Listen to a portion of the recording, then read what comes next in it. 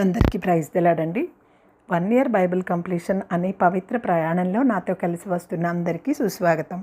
ఈరోజు మన ప్రయాణంలో 129వ రోజైన మే 9వ తేదీ వాక్యాంశాలు నెహమ్యా 9 నుంచి 11 అధ్యాయాలను ప్రార్థనాపూర్వకంగా మొదలు పెడదాం. మా ప్రియ పరలోకపు తండ్రి, మీ జీవ వాక్యంతో మరొకసారి మీ పాదాల చెంతకు మమ్మల్ని తీసుకొచ్చినందుకు హృదయమార వందనాలు. వినగలిగే చెవి, గ్రహించగలిగే హృదయాన్ని మీరు మాకు అనుగ్రహించండి. ఈ వాక్యాలు వింటున్న ప్రతి ఒక్కరి హృదయాన్ని మీ సమాధానంతో నింపమని ప్రభువు పేరిట ప్రార్థిస్తున్నాను తండ్రి. నెహమ్యా గ్రంథము 9వ అధ్యాయము. ఈ నెల 24వ దినమందు ఇశ్రాయేలీయులు ఉపవాసముండి గోనె పట్టలు కట్టుకొని తల మీద ధూళి పోసుకొని కూడి వచ్చిరి. ఇశ్రాయేలీయులు అన్యజనులందరిలో నుండి ప్రత్యేకింపబడిన వారై నిలువబడి తమ పాపములను తమ పితరుల పాపములను ఒప్పుకొనిరి. మరియు వారు ఒక్క జాముసేపు తామున్న చోటనే నిలువబడి తమ దేవుడైన యెహోవా ధర్మశాస్త్ర గ్రంథమును చదువుచు వచ్చిరి. ఒక్క జాముసేపు తమ పాపములను ఒప్పుకొనుచు దేవుడైన యెహోవాకు నమస్కారము చేయుచూ వచ్చిరి. లేవీయులలో యేషువా, బానీ, కద్మియేలు, షెబన్య, బున్ని, షెరేబ్య, బాని, కెనాని అనువారు మెట్ల మీద నిలువబడి ఎలుగెత్తి తమ దేవుడైన యెహోవాకు మొరపెట్టిరి. అప్పుడు లేవీయులైన యేషువా, కద్మియేలు, బాని, హషబ్నెయ, షెరేబ్య, హోదియా, షెబన్య, పెతహయ అనువారు నిలువబడి నిరంతరము మీకు దేవుడైయున్న యెహోవాను స్తుతించుడని చెప్పి ఇలాగు స్తోత్రము చేసిరి. సకల ఆశీర్వచనములు స్తోత్రములకు మించిన నీ ఘనమైన నామము స్తుతింపబడునుగాక. నీవే అద్వితీయుడవైన యెహోవా, నీవే ఆకాశమును మహాకాశములను వాటి సైన్యమును భూమిని వాటిలో ఉండునది అంతటిని సముద్రమును వాటిలో ఉండునది అంతటిని సృజించిన వాటినన్నిటినీ కాపాడువాడవు. ఆకాశ సైన్యమంతవు నీకే నమస్కారము చేయుచున్నది. దేవా యెహోవా అబ్రహామును ఏర్పరచుకొని కల్దీయుల ఊరు అను స్థలము నుండి యువతలకు అతని రప్పించి అతనికి అబ్రహామును పేరు పెట్టిన వాడవు నీవే. అతడు నమ్మకమైన మనస్సు గలవాడిని ఎరిగి కనానీయులు, హిత్తీయులు, అమోరీయులు, ఫెరిజ్జీయులు, ఎబూసీయులు, గీర్గాషీయులు అను వారి దేశమును అతని సంతతి వారికి ఇచ్చినట్లు అతనితో నిబంధన చేసిన వాడవు నీవే. నీవు నీతిమంతుడవై ఉండి నీ మాట చొప్పున జరిగించితివి. ఐగుప్తులో మా పితరులు పొందిన శ్రమను నీవు చూచితివి. ఎర్ర సముద్రము వద్ద వారి మొరను నీవు వింటివి. ఫరోయు అతని దాసులందరూ అతని దేశపు జనులందరూ వారి ఎడల బహు గర్వముగా ప్రవర్తించిరని నీకు తెలియగా నీవు వారి ఎదుట సూచక క్రియలను మహత్కార్యములను చూపించితివి.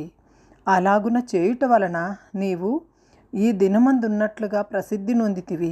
మరియు నీ జనుల ఎదుట నీవు సముద్రమును విభాగించినందున వారు సముద్రము మధ్య పొడి నేలన నడిచితిరి.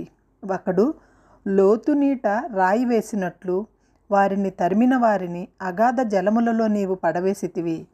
ఇదియుగాక పగటి కాలమందు మేఘస్తంభంలో ఉండిన వాడవును రాత్రికాలమందు వారు వెళ్ళవలసిన మార్గమును వెలిగిచ్చుటకై అగ్నిస్తంభములో ఉండిన వాడవును అయి ఉండి వారిని తోడుకొని పోతివి. సీనాయి పర్వతము మీదకి దిగివచ్చి ఆకాశము నుండి వారితో మాట్లాడి వారికి నీతియుక్తమైన విధులను, సత్యమైన ఆజ్ఞలను, మేలుకరములైన కట్టడలను, ధర్మములను నీవు దయచేసితివి. వారికి నీ పరిశుద్ధమైన విశ్రాంతి దినమును ఆచరింపన ఆజ్ఞ ఇచ్చి నీ దాసుడైన మోషే ద్వారా ఆజ్ఞలను, కట్టడలను, ధర్మశాస్త్రమును వారికి నియమించితివి. వారి ఆకలి తీర్చుటకు ఆకాశము నుండి ఆహారమును, వారి దాహమును తీర్చుటకు బండలో నుండి ఉదకమును తెప్పించితివి. వారికి ప్రమాణము చేసిన దేశమును స్వాధీనపరుచుకొనవలెనని వారికి ఆజ్ఞాపించితివి. అయితే వారును మా పితరులను గర్వించి లోబడనొల్లక నీ ఆజ్ఞలకు చెవి ఒగ్గకపోయిరి. వారు విధేయులగుటకు మనస్సు లేని వారై తమ మధ్య నీవు చేసిన అద్భుతములను జ్ఞాపకం చేసుకొనక తమ మనస్సును కఠినపరచుకొని తాముండి వచ్చిన దాస్యపు దేశమునకు తిరిగి వెళ్ళుటకు ఒక అధికారిని కోరుకొని నీ మీద తిరుగుబాటు చేసిరి. అయితే నీవు క్షమించుటకు సిద్ధమైన దేవుడవు, దయా వాత్సల్యతలు గల దేవుడవు, దీర్ఘశాంతమును బహు కృపయు గలవాడవై ఉండి వారిని విసర్జింపలేదు. వారు ఒక పోత దూడను చేసుకుని ఐగుప్తులో నుండి మిమ్మల్ని రప్పించిన దేవుడు ఇదే అని చెప్పి నీకు బహు విసుగు పుట్టించినను వారు ఎడారిలో ఉండగా నీవు బహు విస్తారమైన కృప కలిగిన వాడవై వారిని విసర్జింపలేదు. మార్గము గుండా వారిని తోడుకుని పోవుటకు పగలు మేఘస్తంభమును, దారిలో వారికి వెలిగించుటకు రాత్రి అగ్నిస్తంభమును వారిపై నుండి వెళ్ళిపోక నిలిచెను. వారికి బోధించుటకు నీ ఉపకారాత్మను దయచేసితివి. నీవిచ్చిన మన్నాను ఇయ్యక మానలేదు. వారి దాహమునకు ఉదకమిచ్చితివి. నిజముగా అరణ్యములో ఏమీ తక్కువ కాకుండా 40 సంవత్సరములు వారిని పోషించితివి. వారి వస్త్రములు పాతగిలిపోలేదు, వారి కాళ్లకు వాపు రాలేదు.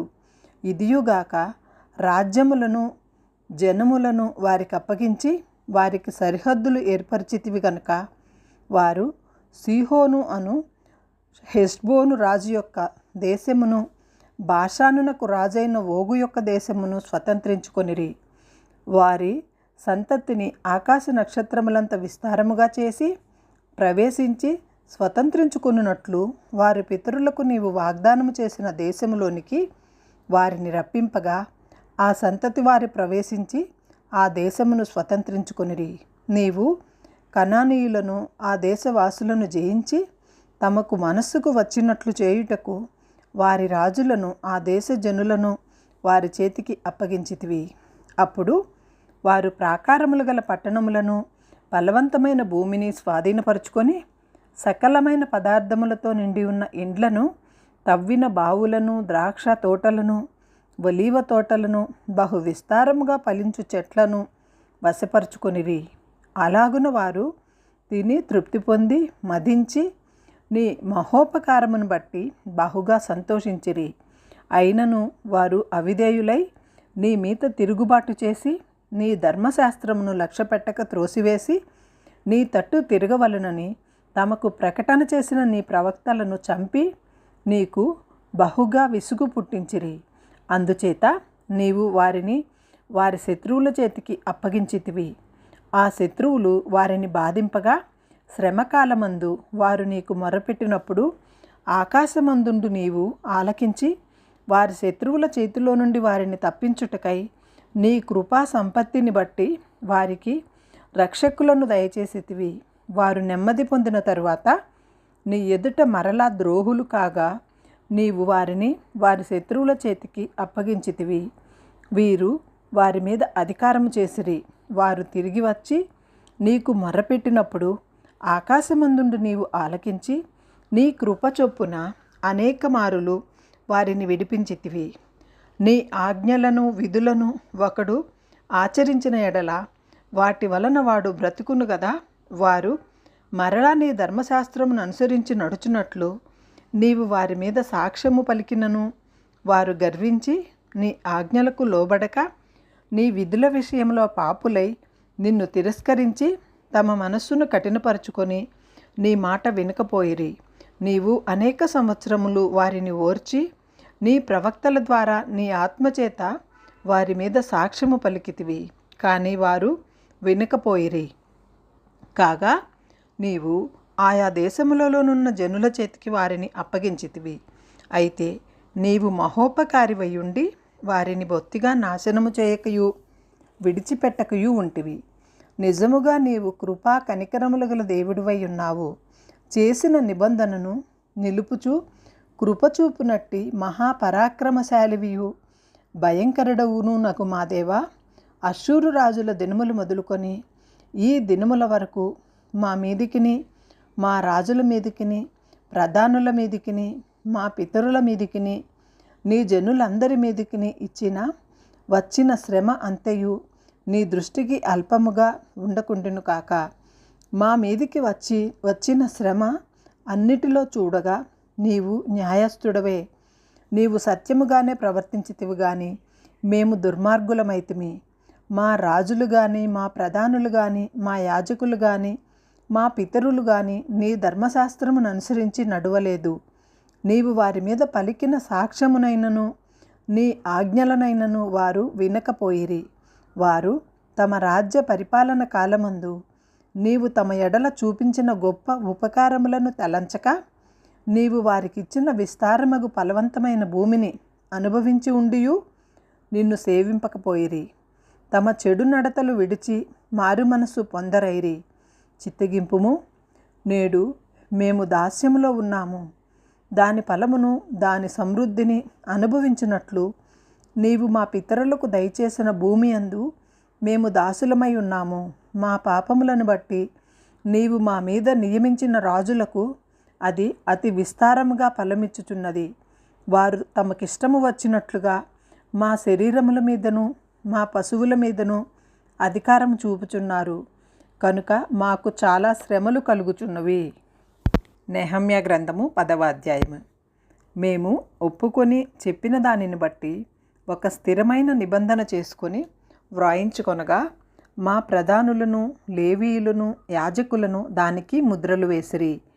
దానికి ముద్రల వేసిన వారెవరనగా, అధికారియగు హకల్యా కుమారుడైన నెహమ్యా, సిద్కియా, సెరాయా, అజర్యా, ఇర్మియా, పషూరు, అమర్య, మల్కియా, హట్టూషు, షెబన్యా, మల్లూకు, హారీము, మొరేమోతు, ఓబేద్య, దానియేలు, గిన్నెతోను, బారూకు, మెషుల్లాము, అబియా, మియామిను, మయజ్జా, బిల్గయి, షమయ వీరందరూ యాజకులుగా ఉండేవారు. లేవీయులు ఎవరనగా, అజన్య కుమారుడైన యేషువా, హేనా, దాదు కుమారులైన కిన్నీను, కద్మియేలు, వారి సహోదరులైన షెబన్య, హోదియా, కిలియా, ఫెలాయా, హానాను, మీకా, రెహేబు, హషబ్య, జక్కూరు, షేరేబ్య, షబన్య, హోదియా, బానీ, బనీను అనువారు. జనులలో ప్రధానులెవరనగా, ఫరోషు, పహత్మోయి, ఏలాము, జత్తు, బానీ, బున్ని, అజ్గోదు, బేబై, అదోనియా, బిగ్వియా, అదీను, ఆటేరు, హిజ్కియా, అజ్జూరు, హోదియా, హోషుము, బెజయి, హారీపు, అనానోతు, నెబయగ్నియాషు, మెషుల్లాము, హాజీరు, మేషేజ, బయేలు, సాదోకు, ఎద్దువా, షలట్య, హానాను, ఆనాయా, హోషేయ, హసన్య, హబ్షూబా, హల్లోహేషు, షిల్హా, షోబేకు, రెహోము, రహబ్న, మయాషేయ, అహియా, హనాను, అనాను, మల్లూకు, హారీము, బయానా అనువారు. అయితే జనులలో మిగిలిన వారు అనగా దేవుని ధర్మశాస్త్రమునకు విధేయులగునట్లు దేశపు జనులలో ఉండకుండా తమను తాము వేరుపరుచుకొనిన యాజకులు, లేవీయులు, ద్వారపాలకులు, గాయకులు, నెతీనీయులు అందరును దేవుని దాసుడైన మోషే ద్వారా నియమించబడిన దేవుని ధర్మశాస్త్రమును అనుసరించి నడుచుకొనుచు తమ ప్రభువైన యెహోవా నిబంధనను, కట్టడలను ఆచరించుదుమని శపథము పూని ప్రమాణము చేయుటకు కూడిరి. వారి భార్యలు, వారి కుమారులు, వారి కుమార్తెలు, తెలివియు బుద్ధియు గలవారెవరో వారును ఈ విషయంలో ప్రధానులై తమ బంధువులతో కలిసిరి. మరియు మేము దేశపు జనులకు మా కుమార్తెలను ఇయ్యకయు, వారి కుమార్తెలను మా కుమారులకు పుచ్చుకొనకయు ఉందమనియు, దేశపు జనులు విశ్రాంతి దినమందు అమ్మకపు వస్తువులనే గాని భోజన పదార్థములనే గాని అమ్ముటకు తెచ్చిన ఎడల విశ్రాంతి దినమును గాని పరిశుద్ధ దినములలో గాని వాటిని కొనుకొందుమనియు, 7వ సంవత్సరమును విడిచిపెట్టి ఆ సంవత్సరములో బాకీదారుల బాకీలు వదిలివేయదమనియు నిర్ణయించుకొంటిమి. మరియు మన దేవుని మందిరపు సేవ నిమిత్తము ప్రతి సంవత్సరము తులము వెండిలో 3వ వంతు ఇచ్చేదమని నిబంధన చేసుకొంటిమి. సవరింపబడిన రొట్టె విషయంలోనూ, నిత్య నైవేద్యము విషయంలోనూ, నిత్యము అర్పింపు దహన బలి విషయంలోనూ, విశ్రాంతి దినముల విషయంలోనూ, అమావాస్యల విషయంలోనూ, నిర్ణయింపబడిన పండుగల విషయంలోనూ, ప్రతిష్ఠితమైన వస్తువుల విషయంలోనూ, ఇజ్రాయేలీయులకు ప్రాయశ్చిత్తము కలుగుటకై పాప పరిహారార్థ బలుల విషయంలోనూ, మన దేవుని మందిరపు పని అంతటి విషయంలోనూ అలాగుననే నిర్ణయించుకొంటిమి. మరియు మా పితరుల ఇంటి మర్యాద ప్రకారము ప్రతి సంవత్సరమును నిర్ణయించుకొనిన కాలములలో ధర్మశాస్త్ర గ్రంథమందు వ్రాసి ఉన్నట్లుగా మా దేవుడైన యెహోవా బలిపీఠము మీద దహింపజేయుటకు యాజకులలోనూ లేవీయులలోనూ జనులలోనూ కట్టెల అర్పణమును మా దేవుని మందిరంలోనికి ఎవరు తేవలనో వారును చీట్లు వేసుకుని నిర్ణయించుకొంటిమి. మరియు మా భూమి యొక్క ప్రథమ ఫలములను సకల వృక్షముల ప్రథమ ఫలములను ప్రతి సంవత్సరము ప్రభువు మందిరమునకు మేము తీసుకుని వచ్చినట్లుగా నిర్ణయించుకొంటిమి. మా కుమారులలో జ్యేష్ఠపుత్రులు మా పశువులలో తొలిచూలును ధర్మశాస్త్ర గ్రంథమందు వ్రాయబడినట్లు మా మందలలో తొలిచూలును మన దేవుని మందిరంలో సేవ చేయు యాజకుల వద్దకు మేము తీసుకొని వచ్చినట్లు నిర్ణయించుకొంటిమి. ఇదియు కాక మా పిండిలో ప్రథమ ఫలము ప్రతిష్టార్పణములను సకల విధములైనట్టి వృక్షముల ఫలములు ద్రాక్షారసము నూనె మొదలైన వాటిని మా దేవుని మందిరపు గదులలోనికి యాజకుల వద్దకు తెచ్చినట్లుగాను మా భూమి పంటలో 10వ వంతు లేవీయుల వద్దకు తీసుకొని వచ్చినట్లుగాను ప్రతి పట్టణములోనున్న మా పంటలో 10వ వంతును ఆ లేవీయులకు ఇచ్చినట్లుగాను నిర్ణయించుకొంటిమి. లేవీయులు ఆ 10వ వంతును తీసుకొని రాగా అహరోను సంతతి వాడైన యాజకుడు ఒక్కడును వారితో కూడా ఉండవలెనని 10వ వంతులలో 1 వంతు లేవీయులు మా దేవుని మందిరంలోనున్న ఖజానా గదులలోనికి తీసుకుని రావాలననియు నిర్ణయించుకొంటిమి. ఇశ్రాయేలీయులను లేవీయులను ధాన్యమును కొత్త ద్రాక్షారసమును నూనెను తేగా సేవ చేయు యాజకులను ద్వారపాలకులను గాయకులను వాటిని తీసుకొని ప్రతిష్ఠితములగు ఉపకరణములుండు మందిరపు గదులలో ఉంచవలను. మా దేవుని మందిరమును మేము విడిచిపెట్టము. నెహమ్యా గ్రంథము 11వ అధ్యాయము. జనుల అధికారులు యెరూషలేములో నివాసము చేసిరి. మిగిలిన జనులు పరిశుద్ధ పట్టణమగు యెరూషలేమందు 10 మందిలో ఒకడు నివసించినట్లును మిగిలిన 90 వేరు పట్టణములలో నివసించినట్లును చీట్లు వేసిరి. యెరూషలేములో నివసించుటకు సంతోషముగా ఒప్పుకొనిన వారిని జనులు దీవించిరి. యెరూషలేములో నివాసం చేసిన రాజ్యపు ప్రధానులు వీరే. యూదా పట్టణములలో ఎవరి స్వాస్థ్యములో వారు నివసించుచుండిరి. వారెవరనగా ఇజ్రాయేలీయులను యాజకులను లేవీయులను నెతినీయులను సొలొమోను యొక్క దాసుల వంశముల నివాసము చేసిరి. మరియు యెరూషలేములో యూదులలో కొందరును బెన్యామీనీయులలో కొందరును నివసించిరి. యూదులలో ఎవరనగా జెకర్యాకు పుట్టిన బుజ్జియా కుమారుడైన అతాయ, ఇతడు షెపట్యాకు పుట్టిన అమర్యా కుమారుడు. వీడు షెపట్యాకు పుట్టిన పెరేసు వంశస్థుడగు మహలలేలు కుమారుడు. మరియు షిలోనికి పుట్టిన జెకర్యా కుమారునికి పుత్రుడైన మొయోరీబు కనిన అదాయా కుమారుడైన హజాయాకు కలిగిన కొల్హాజేకు పుట్టిన బారూకు కుమారుడైన మయషేయ నివసించెను. యెరూషలేములో నివాసము చేసిన పెరేసు వంశస్థులందరూ బలవంతులైన 468 బెన్యామీనీయులలో ఎవరనగా యోవేదు, పెదాయ, కొలాయ, మయషాయ, ఇతీయేలు, ఇషాయ అను పితరుల వరుసలో మెషుల్లాము కుమారుడైన సల్లు, ఇతని తరువాత గబ్బయి సల్లయి, వీరందరూ 928. జిక్రీ కుమారుడైన యావేలు వారికి పెద్దగా ఉండెను. సెనుయా కుమారుడైన యూదా పట్టణము మీద 2వ అధికారి అయి ఉండెను. యాజకులలో ఎవరనగా మొయారీబు కుమారుడైన యెదాయాము, ఏకీనును, సెరాయా దేవుని మందిరమునకు అధిపతి అయి ఉండెను. అతడు మషుల్లాము, సాదోకు, మెరేయతు, అహిటూబులకు పితరుల వరుసలో హిల్కియాకు పుట్టెను. ఇంటి పని చేసిన వారి సహోదరులు 822. మరియు పితరులైన మల్కీయా, పషూరు, జెకర్యా, ఆమ్జీ, షలల్యాల వరుసలో యెరోహామునకు పుట్టిన అదాయా. పెద్దలలో ప్రధానులైన ఆ అదాయా బంధువులు 242. మరియు ఇమ్మేరు, మషిల్లేమోతు, అహజేయను. పితరుల వరుసలో అజరేలునకు పుట్టిన అనుషయి. బలవంతులైన వారి బంధువులు 128. వారికి జబ్దయేలు పెద్దగా ఉండెను.